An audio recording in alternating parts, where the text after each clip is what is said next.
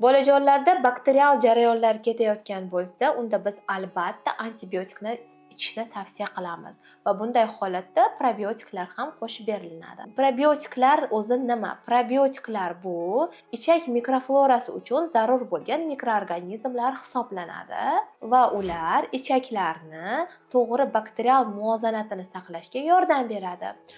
Qanday mahsulotlar tarkibida bor probiotiklar? Bularga misol qilib yogurtni, kefirlarni, qatiqni, bundan tashqari kvasni misol qilsak bo'ladi. Prebiotiklar o'zi nima? Prebiotiklar bu oshqozon ichak traktida hazm bo'lmaydigan, yo'g'on ichakka tushgandan so'ng parchalanib, normal ichak mikroflorasini o'sishi va rivojlanishida yordam beradigan oziq-ovqatning tarkibiy qismi hisoblanadi.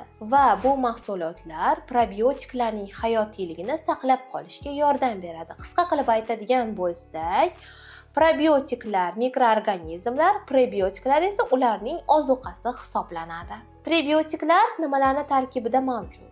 Prebiotiklar sutli mahsulotlarda, donli mahsulotlarda, dukkakli mahsulotlarda, undan tashqari rezavor mevalar tarkibida ko'p uchraydi. Simbiotiklar nima? Simbiotiklar bu pre hamda probiotiklarning jamlanmasi hisoblanadi.